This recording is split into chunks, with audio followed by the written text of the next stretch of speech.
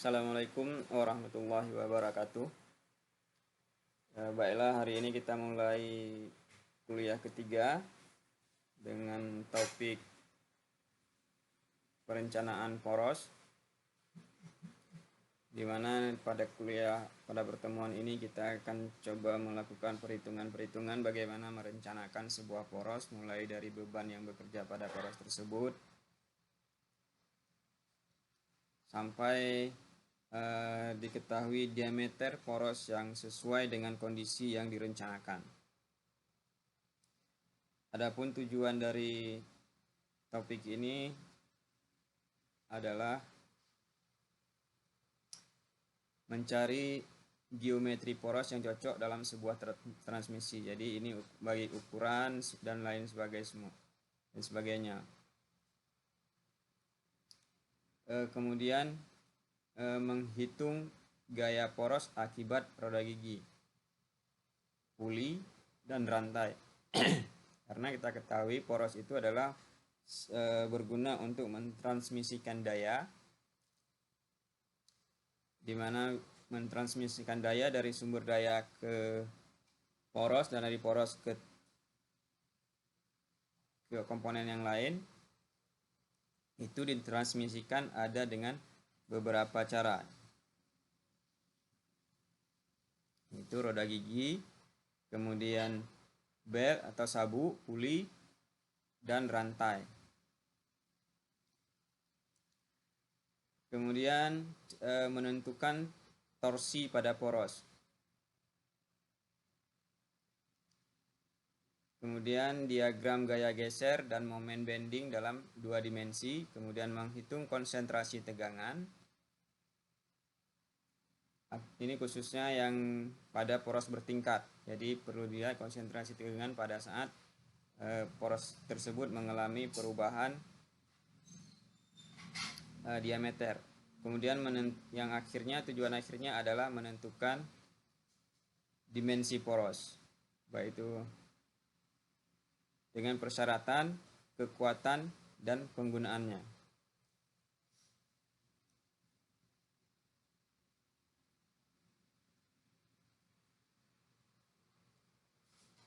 Prosedurnya yang harus diikuti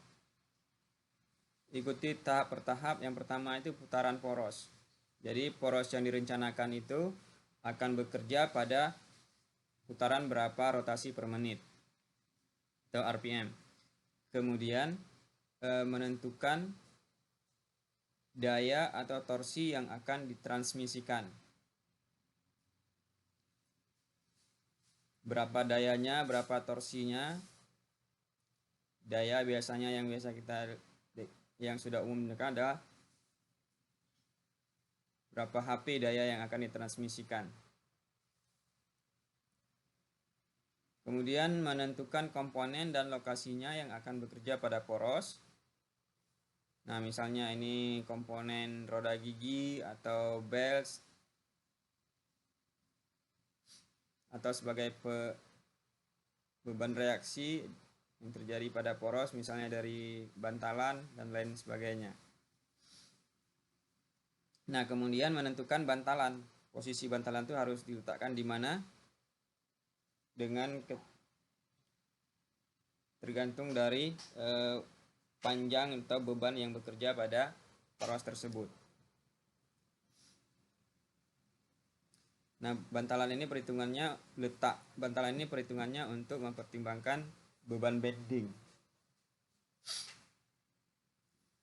Kemudian menggambarkan secara umum geometri dari poros dan juga komponen yang akan dihubungkan pada poros. Kemudian menentukan besarnya torsi yang bekerja di setiap titik. Kemudian nanti step-stepnya akan kita ikutin. Kemudian menentukan gaya-gaya yang bekerja pada poros baik secara aksial maupun radial. Oke, kemudian menghitung gaya reaksi pada tumpuan bantalan. Dan berikutnya menentukan material yang akan digunakan.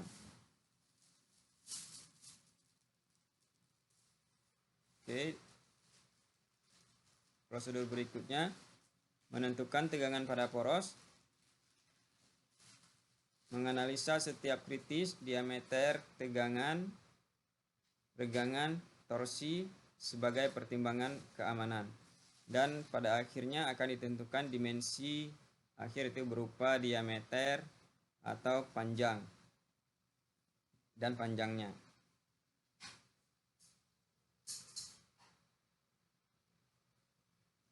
Nah, ini contoh prosedur perencanaannya.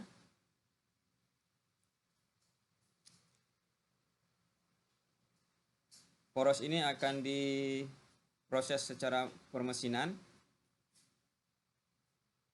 yang terdiri dari baja IC 1144 OQT 1000 baja.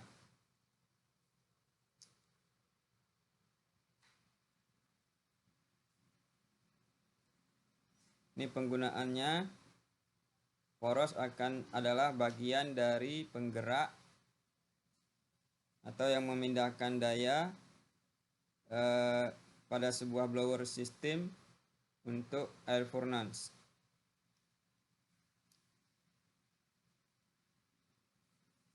Pada blower system yang menyuplai air ke sebuah tungku bakar. Roda gigi A menerima 200 HP daya dari roda gigi P. Ini roda gigi A. Oke. Ini roda gigi A menerima daya dari roda gigi P sebesar 200 HP. Roda gigi P ini yang kecil ini.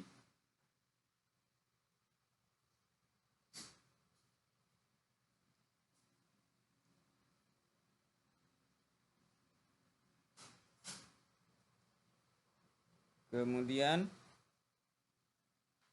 roda gigi C yang ini, kira-kira susunannya seperti ini. Ini roda gigi A.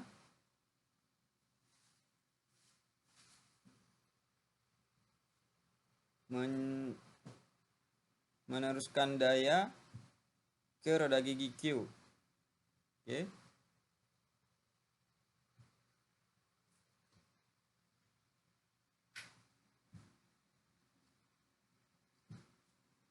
Oke, meneruskan daya ke roda gigi Q di sini.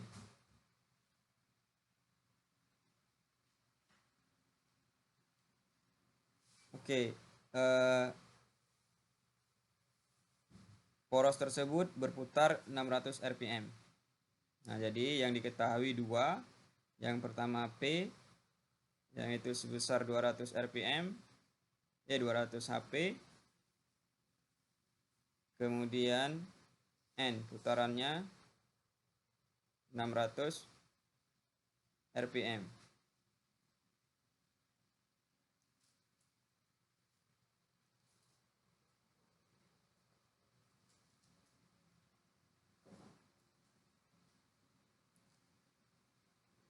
Jadi pada susunan roda gigi tersebut, susunan poros tersebut, komponen-komponen yang lain yang berhubungan dengan poros tersebut diantaranya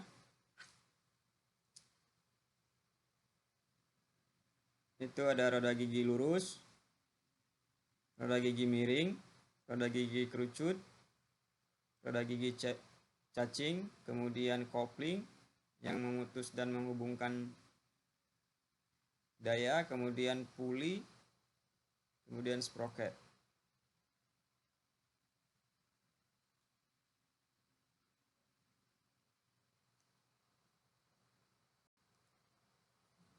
Yang pertama roda gigi lurus.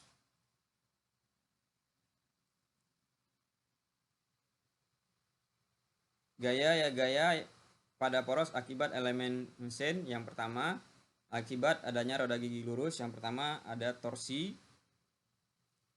T sama dengan 63.000 P per N. Tadi P yang sudah diketahui, N sudah diketahui.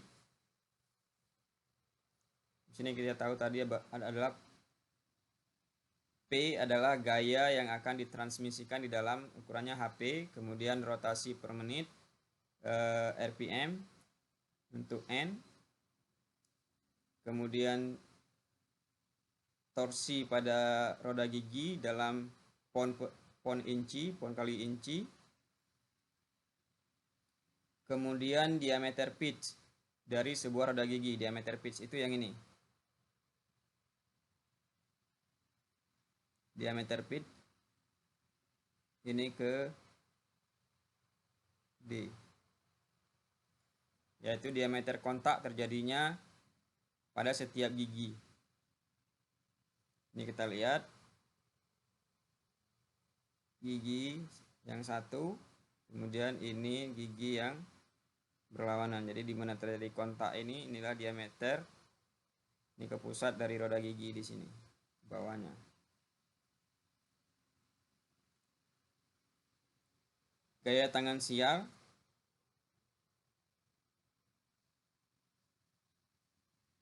Di sini WF, ini sudah kurang kelihatan. Kita zoom.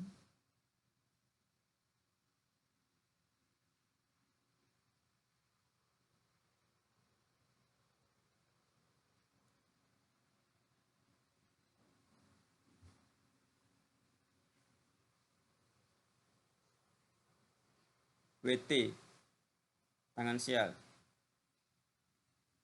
Di WT-nya adalah torsi yang ini. Jadi torsi sebenarnya sudah diketahui karena P-nya dan N-nya sudah diketahui. Jadi torsi dibagi dengan diameter bagi 2. Diameter bagi 2 ini jari-jari. Kemudian gaya radial WR sama dengan WT tangan.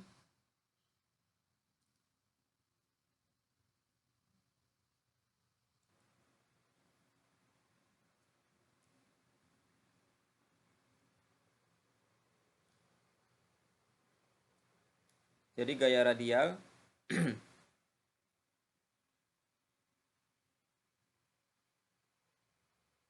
adalah gaya tangan sial dikali dengan tangan pi.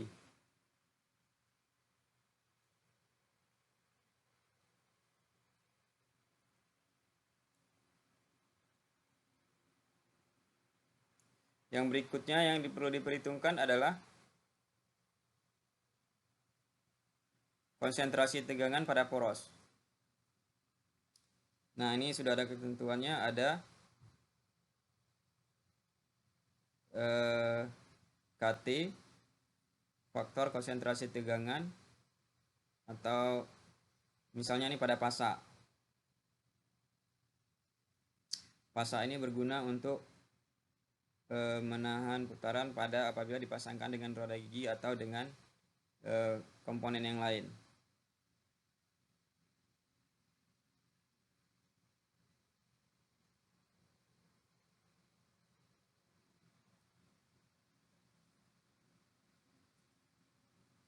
Untuk nilai KT ini tergantung dari bentuk dari pasaknya.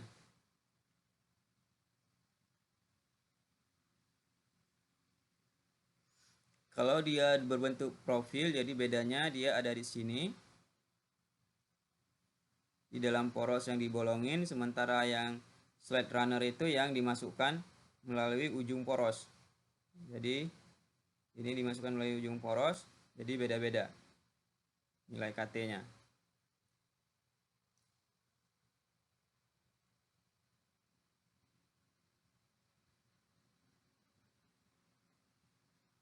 Oke, berikutnya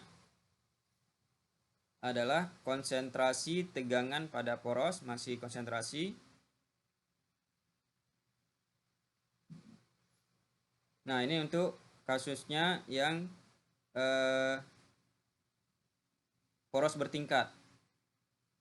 Nah, ketika terjadi perubahan diameter di sudut ini, misalnya radius 0,03.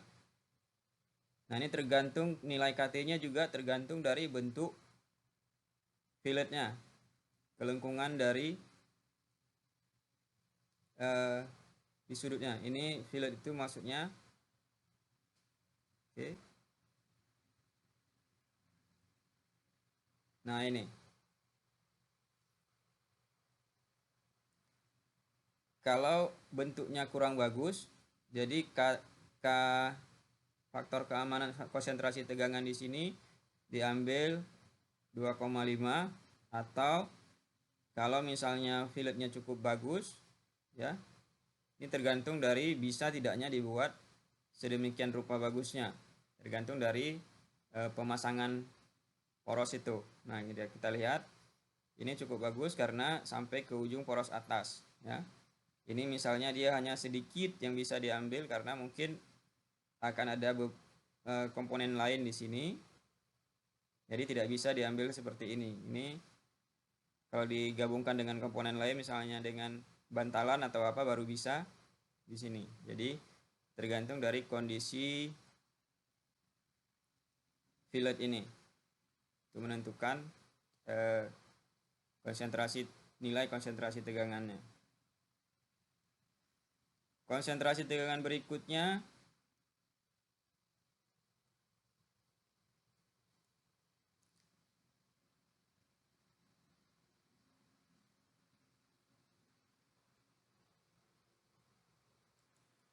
apabila di dalam perencanaan poros itu, pada poros itu perlu disediakan alur seperti ini. Jadi perlu ditambahkan faktor konsentrasi tegangan sebesar 3.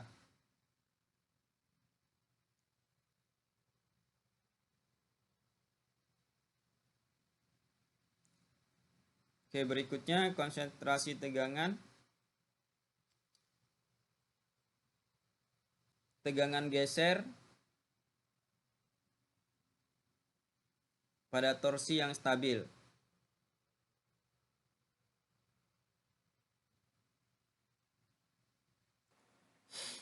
Jadi tegangan geser pada torsi yang stabil yaitu tau D sama dengan SY per N akar 3.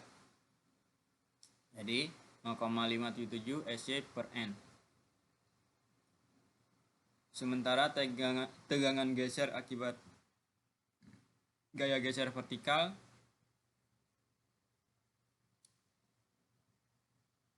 tau max sama dengan 4V per 3A vertikal per 3 aksial sama dengan tau max KT 4V per 3A.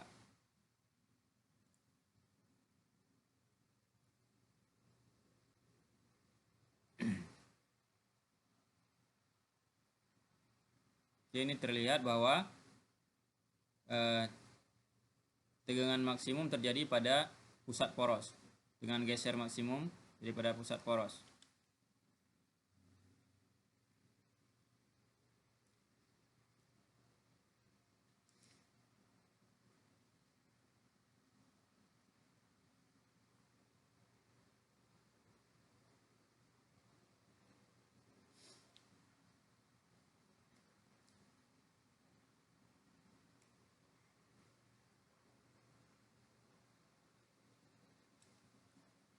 Kemudian ini vertical shear force yang ini, dan ya area dari poros.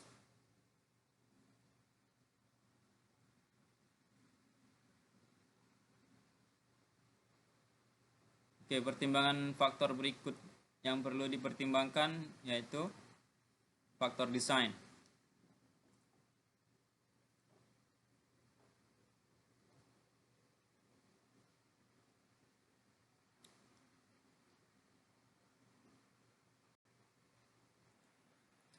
Oke, berikutnya faktor desain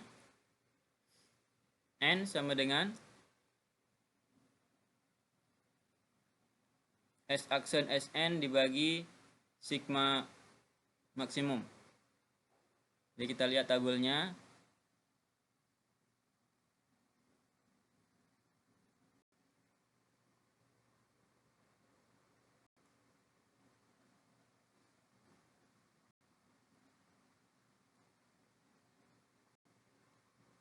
Ini untuk masing-masing benda kerja, beda benda kerja. Jadi tergantung dari material yang digunakan untuk poros tersebut.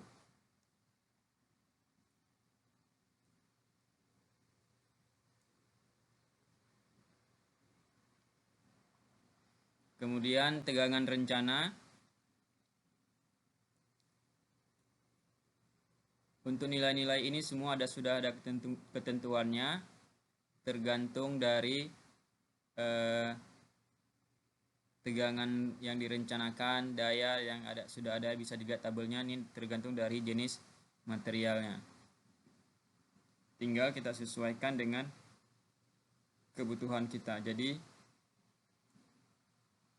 faktor desain itu N jadinya 0,577 SN aksen 3A per KT 4V sama dengan 0,433 SN aksen A yang aksial yang sebelumnya, A luas penampang, dan V gaya geser di vertikal.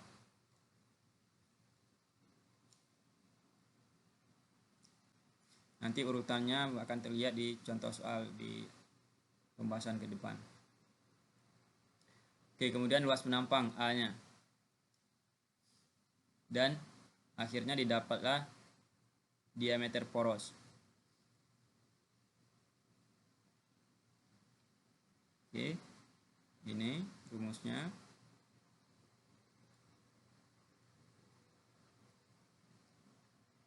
Kemudian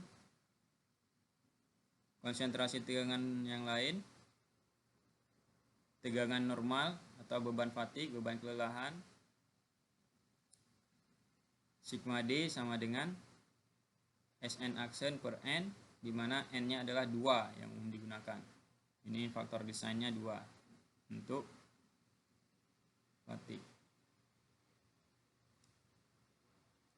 Kemudian kalau porosnya dengan beban bending dan torsi, roda gigi lurus, kemudian yang sabuk bentuk V, kemudian menggunakan rantai atau sprocket.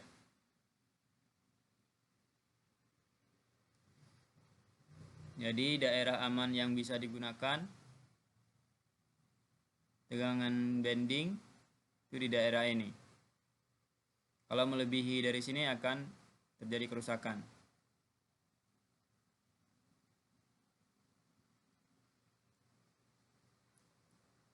Oke.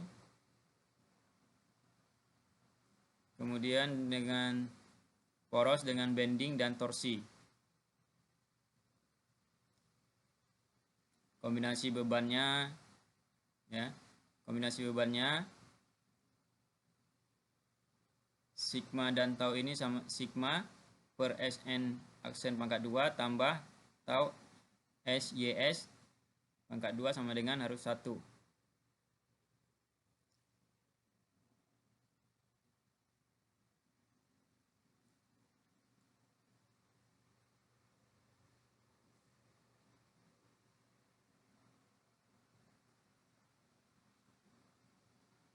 Kemudian faktor desain yang dipertimbangkan ini, kemudian faktor konsentrasi tegangan.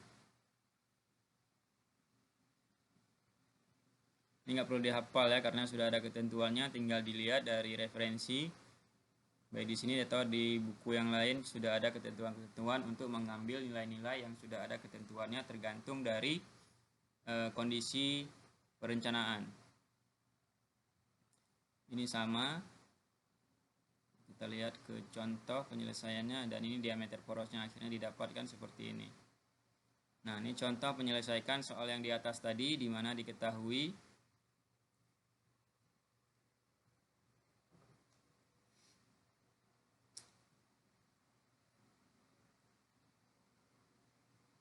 dayanya 200 HP, kemudian bekerja pada 600 RPM. Jadi materialnya ini adalah ketentuannya, material yang sudah disebutkan. Ininya sudah bisa diketahui tegangan yieldnya berapa PSI, tegangan ultimate-nya kan dari tabel biasanya sudah ada. Kemudian elongation-nya 19% dan dia material yang ulet, strength-nya 42.000 dan ini 200 HP seperti yang diketahui. CS-nya 0,75 dan CR-nya 0,81.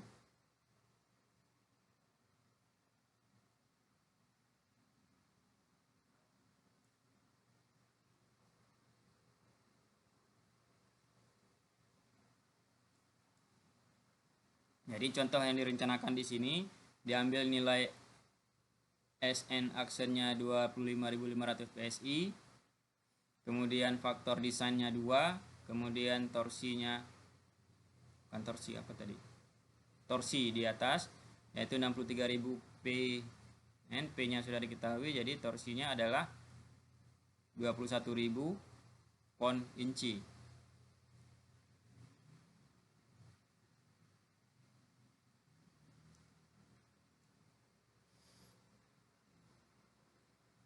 Nah, oke,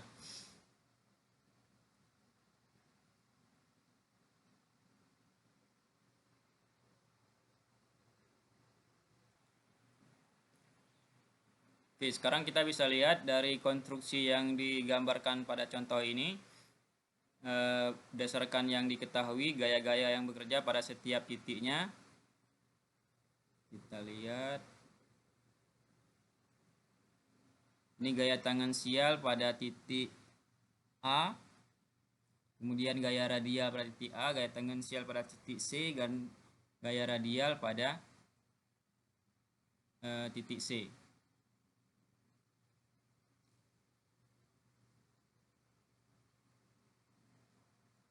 Jadi kita lihat ini titik A-nya, kemudian ini titik C-nya.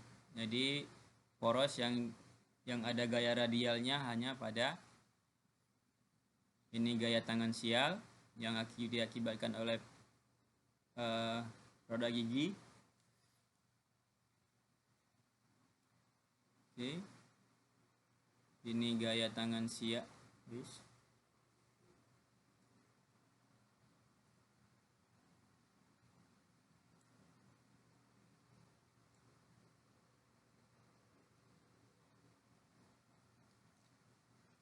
Gaya tangan sial pada titik A, kemudian ini gaya tangan sial pada titik C, dan ini gaya radial,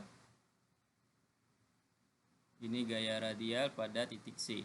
Itu gaya radial ke sini, gaya tangan sial ke sini, ya.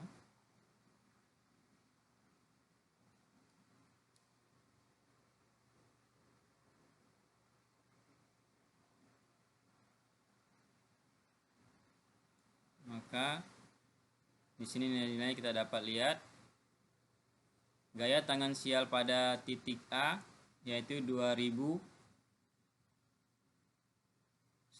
pound ke arah bawah, sementara gaya tangan sial pada gaya radial pada titik A 764 ke arah kanan, dan gaya tangan sial pada titik C kemudian gaya radial pada titik C itu ke arah kiri.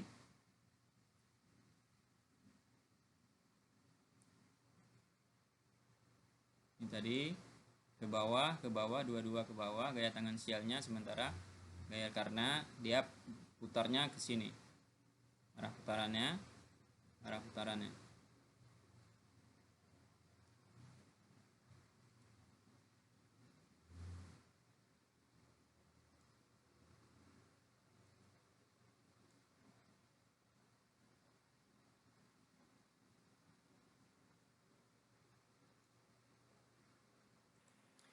Oke, dari diagram benda bebas ini kita ketahui bahwa tadi pada slide sebelumnya disampaikan bahwa jadi B ini adalah bantalan dan C. Jadi dia ada gaya reaksi pada B dan D, ya. B dan D ini adalah bantalan, bukan ini.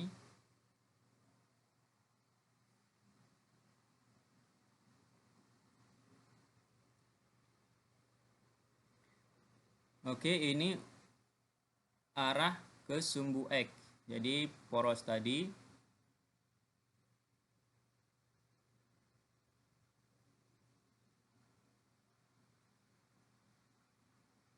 oke.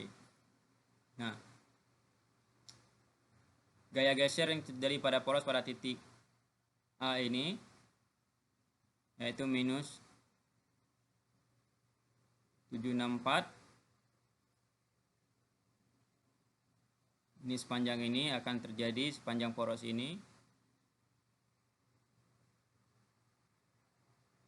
Sementara di sini adalah positif.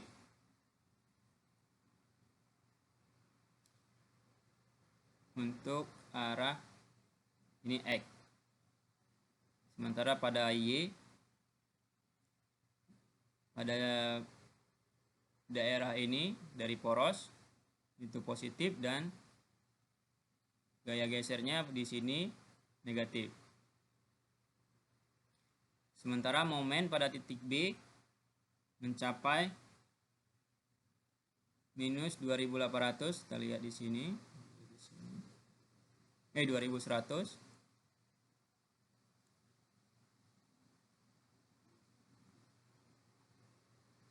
Minus 21.000.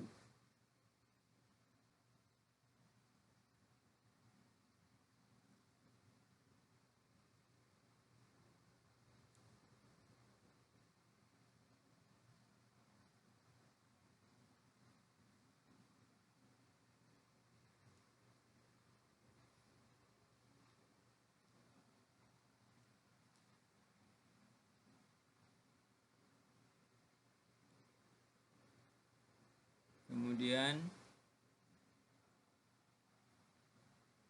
pada daerah ini minus gaya gesernya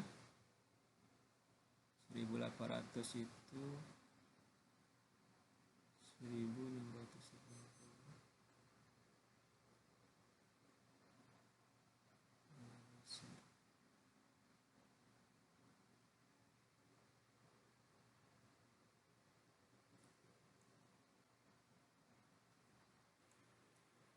Oke, dari pertimbangan-pertimbangan kondisi, jarak poros, jarak antara poros dengan bantalan, ya, yang direncanakan tadi, dengan semua pertimbangan faktor-faktor, dapat direncanakan dari hasil perhitungan poros kondisi tersebut, di mana dengan daya yang bekerja 200 rpm, 200 HP, dan rotasi 600 rpm, di titik A, di mana adanya roda gigi, diameter porosnya adalah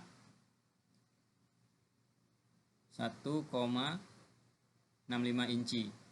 Ya, ini ada 1,65 inci, lumayan sebesar senter ya.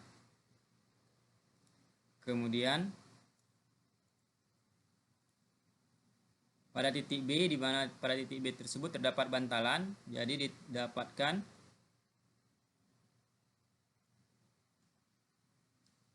diameternya 3,5. Jadi ada meningkat lebih besar dari pada di titik A tadi. Kemudian kita lihat titik berikutnya.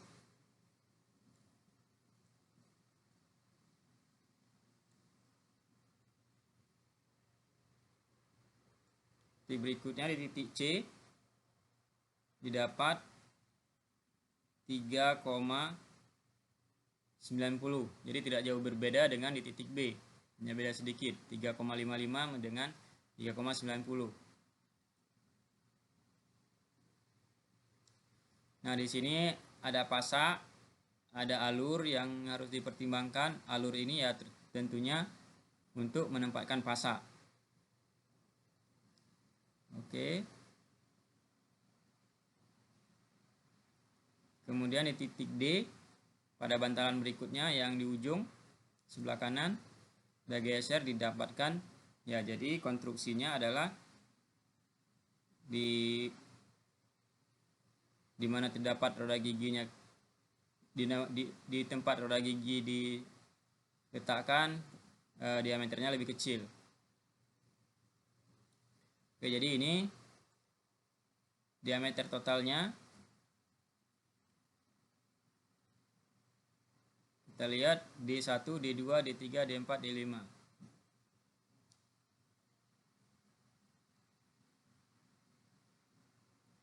Oke.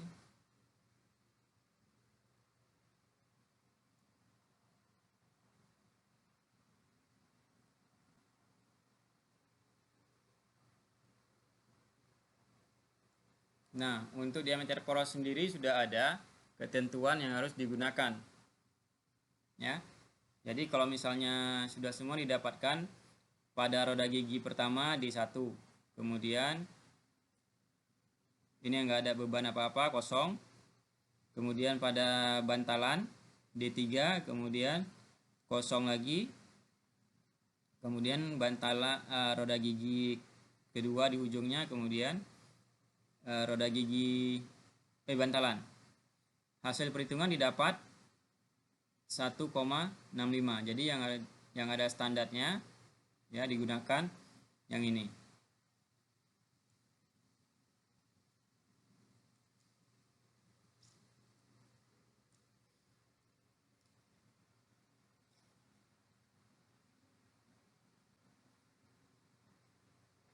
Oke, dan kemudian D3 atau D5, D3, D5, D3, D5 pada bantalan.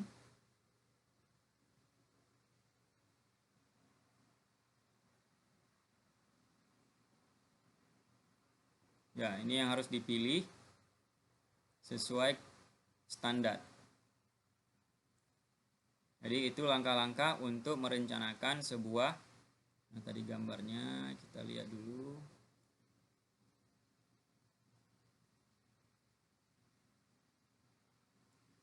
Merencanakan roda gigi. Jadi kalau kita lihat dari gambar susunannya,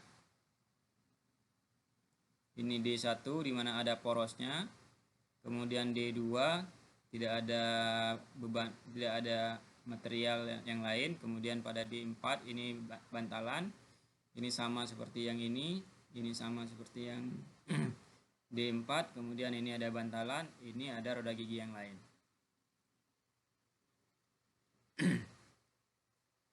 Jadi hasil perhitungan ketika direncanakan harus rasional. Nah, nanti ketika ada perhitungan didapatkan, misalnya kondisi bekerjanya seperti ini, didapatkan terlalu kecil, terlalu besar, itu harus rasional bentuknya. Ketika hasilnya didapatkan, yang mana yang akan digunakan ya harus sesuai dengan yang standar. Kalau ini standarnya yang didapatkan ini berarti ketentuan untuk minimum. Nah, jadi kalau ada standar yang lain misalnya untuk 1,3 itu tidak bisa digunakan, harus diambil yang 1,8.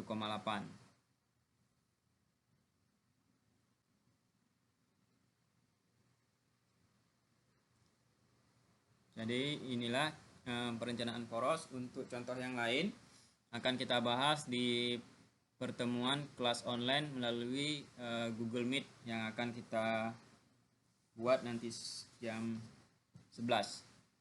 Oke, terima kasih. Assalamualaikum warahmatullahi wabarakatuh.